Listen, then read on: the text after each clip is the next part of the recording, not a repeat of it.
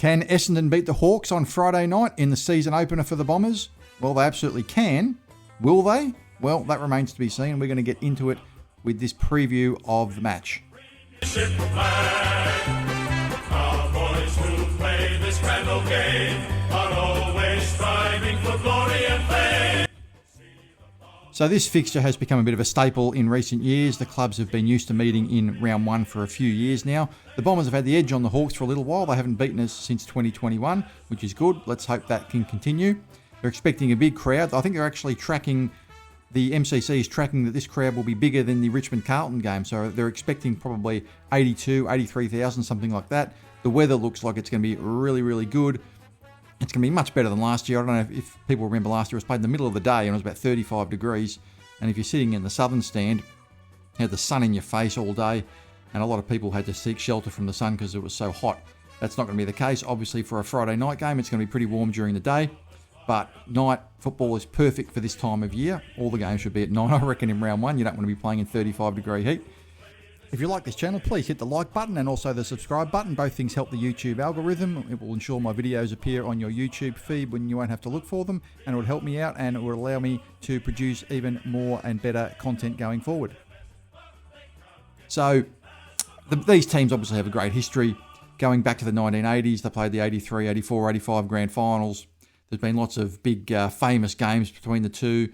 Lots of famous clashes. Lots of big brawls. Everyone remembers the 1985 grand final brawl and 2004 match as well. So it's going to be on for young and old. Bombers fans aren't too fond of Sam Mitchell when he was making all the little drug jibes at the Bombers. So it'll be good to get one over him. So there's a lot going on with these Essendon Hawthorn games. And the good thing is the Bombers have got off to a good start in recent years. And we do normally play pretty well against Hawthorn. However, it has to be said that Hawthorn, up until last year, weren't that good a team, and they did emerge last year in the last half of the season to be one of the best teams in the AFL, and they're a very intimidating team, and they're going to be very, very tough to beat. So we're going to have a look at how Essendon might line up in this game. The teams won't get announced until Thursday, but one thing we do know is that Isaac Kako and Jackson Pryor will both make their debuts. Isaac Kako making his AFL debut, and Jackson Pryor making his Essendon debut. Jackson Pryor did play previously for the Brisbane Lions, and Jackson Pryor will play in the back line. That was why he was recruited. It'll be interesting to see what job he gets. I suspect there's a good chance he could play on one of the small forwards who were pretty quiet for Hawthorn last week, a Ginnivan or a Nick Watson or someone like that. So congratulations to both those players. Kako, of course, making his AFL debut, kicked 4 goals against Geelong in the practice game. And I actually expect that Isaac Kako can potentially have a similar season to someone like Nick Watson did for Hawthorn last year. Nick Watson kicked around 25, 26 goals for the Hawks last year. He was a pretty high draft pick for them. Kako is pretty much a top 10 pick, or very, very close to, and expected to be a very, very good player. I think it's reasonable to expect that Isaac Kako, even though he is a first-year player and a teenager, is certainly capable of kicking 1 goal a match. Certainly, you can't read everything into a practice game against Geelong, but that's the only thing we have to go by. We have no other information to go by other than training and that sort of thing. And certainly, given that he is a very, very talented prospect, I don't think there's any reason to suggest that he can't make a significant contribution to the team this year. So how will the team line up? Well, this is just speculation at this stage, but I suspect the team will probably line up something like this. And of course, how they line up or how they're named on paper is not necessarily how they line up on the field. We all know that. But I suspect the team will probably be something like this. If you look at the back line, you've got Jordan Ridley, Mackay, McGrath. Half back line, Dylan Shield, who's been playing there all pre-season. It looks like he will be playing along there this year. Zach Reid, Mason Redmond. I've got Jackson Pryor on the bench at this stage, but he will be playing at some point in the back line, no doubt. Xavier Dersma and Harrison Jones on a wing with Caldwell in the middle. Half forward lines, Archie Perkins, Kyle Langford and Nick Martin. Full forward line, Isaac Kako, Nate Caddy and Jake Gresham. With Draper, Eliza Sartas and Merritt as the Rucks division. And I've got an interchange bench. Sam Durham, Jackson Pryor, Nick Bryan, Ben Hobbs after his very good pre-season, and Archie Roberts, and one of those 5 players will probably be the sub. So what is the most important thing in this game? Well, the number one thing I think in this game is we need to stand up defensively. Hawthorn have very, very good speed and run, and quite simply the defence needs to stand up. The Hawks had 47 clearances last week, which was the most of any of the 4 teams that were playing, including 16 centre clearances, which is going to be difficult for us to stop. Now, I think we've got a pretty good midfield. I think we're going to have to go to Will Day and tag him. Who goes to him, I'm not quite sure. Maybe Setterfield if he's picked in the side, which is debatable. But Durham, I think, might be the better option to go to him. Durham's a very defensively minded player and dependable player. Possibly Hobbs. I think Durham is probably the one to tag Day. There will be no James Warple in this game, which is good for us, one of their better midfield type players. That means that their really 2 best midfielders are Day and Newcombe. So if we can put a tag on Day, then that means Newcombe can't do it all. Now, what's interesting is that Will Day totally dominated the first half last week. He had something like 100 champion data points at halftime, or even more than that. He kicked 3 goals, but they did put a clamp on him after halftime, and he wasn't really a major factor in the game in the second half. He was still their best player, but he wasn't really a major factor in the game in the second half. So I think the Bombers have to look at that, and really, knowing that Warple's not there, if we can stop Day, then simply Newcombe can't do it all. What's interesting as well will be how we handle Hawthorn's small forwards. They did not play well last week, and we know they're capable players. Ginnivan is obviously a goal kicker, as is Nick Watson. Both of them were well held. I don't think either of them kicked a goal last week. Ginnivan only kicked the 1 point, and it's rare that they're down 2 weeks in a row. So how we handle those players is going to be very, very interesting. We simply can't allow one of those 2 players to break free and kick, say, 3 goals for the night. That's just not something that we need. Really, if we can hold them both to, say, a goal, then I think that'll be job done.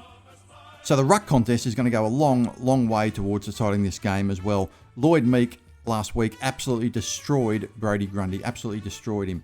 And Lloyd Meek, this time last year, no one knew who the hell he was. Well, he's been able to work his way to being the leading ruckman in one of the leading teams in the competition. He was ranked as Hawthorn's second best player last week. He had the 40 hit-outs, absolutely killed Brodie Grundy. But one thing is, we have the 2, presuming Nick Bryan gets picked for Essendon, and given that Nick Bryan has played pretty well this pre-season, there's every reason to suggest that we're going to go with the 2 ruckmen. So that will be interesting to see how Lloyd Meek will go against the 2 of them. I think he could give Bryan a bit of a runaround, but I think Draper's pretty athletic and can go with him. Lloyd Meek is a huge player. I think he's about 108, 109 kilos, something like that. He's a very, very physical player. But the fact that we've got the 2 ruckmen and how they get used is going to be very, very interesting in this game, especially if Draper goes forward. And can Nick Bryan take it up to Lloyd Meek? Nick Bryan is not that well credentialed a player, at least not yet, but he's still young. If he can take it up to Nick Bryan and that can release Draper, and Draper can, slot forward maybe and possibly kick a goal or 2, that could go a long way towards deciding this game. As good as Lloyd Meek was last week, I doubt he's going to kick 2 goals again. So if we can get 1 or 2 goals out of our ruckman, that will go a long way towards being an influence in this game. We also have to be ready for James Sicily going forward.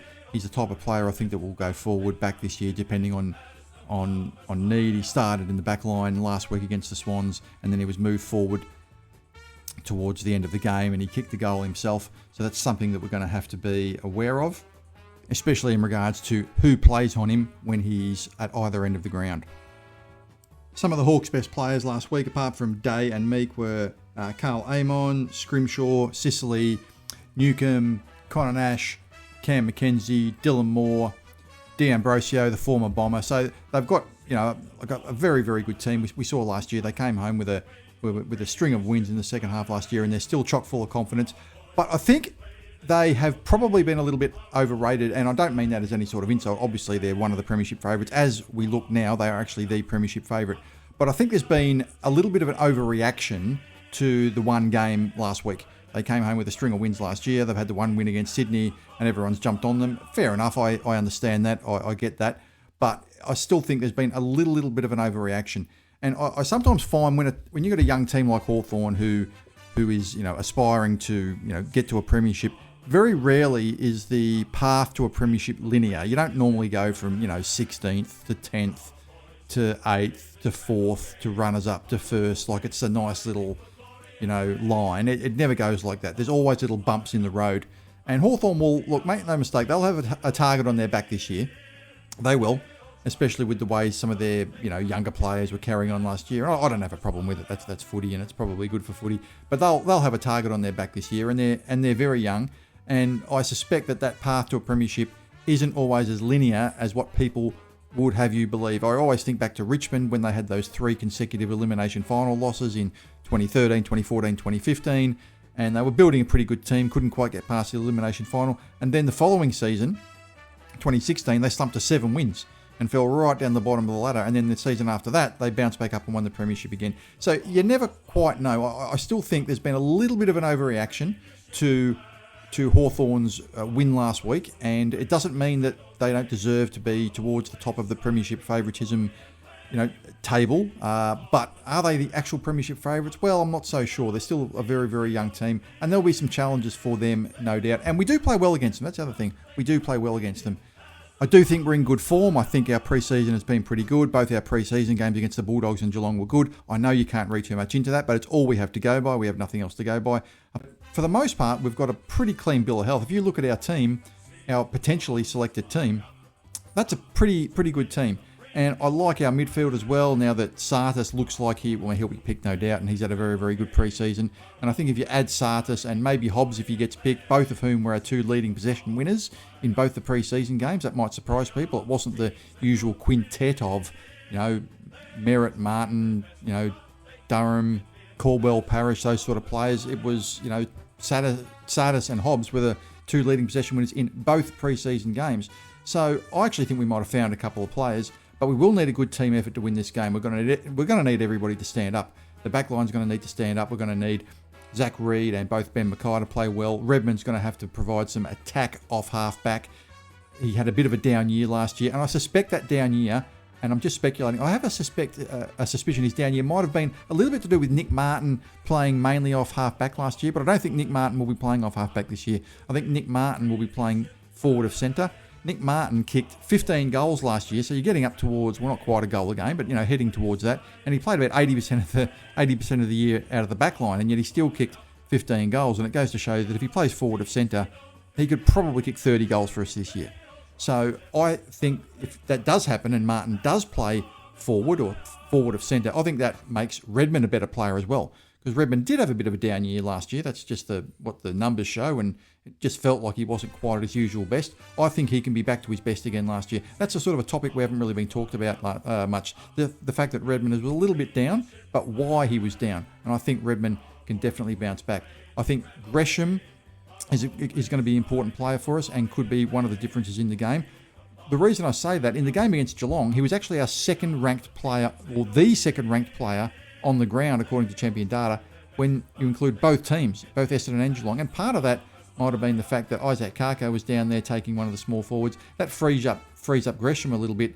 And I think the fact that Kako is in the team is going to make Gresham a better player. So who's going to win this game? Are we a chance to win this game? Well, we absolutely are a chance to win this game. There's nothing I've seen in the pre-season that shows we won't at least be competitive. I acknowledge Hawthorn deserve to be favourites. They should be favourites. They've earned that favouritism. The bookmakers have them at about a 20-point favourite. I think 20 points is too much. I think it probably should be maybe a 9 or 10-point favourite. I think people have forgotten the fake Essendon, I guess, and I say that with quotation marks, that shows up in March, April, May. We always start the season well, and there's no reason to suggest that we won't again. And we're going to be fired up. It's our first game of the year. It's a big game. I think we're itching to get out there. We're playing a traditional rival, and we're going to be motivated. And we're probably going to be, both teams should be motivated. I mean, there's no reason why either team should not be motivated. But we're probably more motivated than they are. They had a good season last year. They played last week. We've had our game washed out last week, and we'll be itching to get going. So I think we're a really, really good chance in this game. No one has been picking us to win. I'm going to tip an upset. I'm going to be that one person, who's making a fool of himself, that's tipping Essendon to win, and who has to then come on YouTube next week and say, look, I got it wrong. I'm tipping Essendon to win by 14 points. I'm going for an upset. I think there's always a couple of upsets usually in a round of football, particularly in round one when we're not quite sure how good the teams are. And I just have a feeling that we're being a little bit underrated and Hawthorn are being a little bit overrated. Does that mean that we're a better team than Hawthorn? Not necessarily, but I still think we're being a little bit underrated and Hawthorn are being a little bit overrated. I think people seem to be remembering the finish to last season for both teams, but I don't think that's relevant. I don't think how Essendon finished last season, and frankly how Hawthorn finished last season, has really got any bearing on the result of this match. and what is going to happen out there on Friday night. So what do you think is going to happen, everyone? Leave a message in the comments. Tell me who you think is going to win, what's going to happen. Are you going to go to the match? I'm going to go to the match. I'm planning on doing a vlog of the match, which I'm going to post online after the game. So I can't wait for that. I think it's going to be a beautiful night for football out there. Hopefully it's beautiful Melbourne weather in March. You can't get anything better than Melbourne weather in March. I reckon nowhere in the world would you find better weather than marvellous Melbourne here in the month of March. So I'm going to leave it at that. Hope everybody enjoys the game. I'm sure you're all going to be watching. Go Bombers, and have a great day.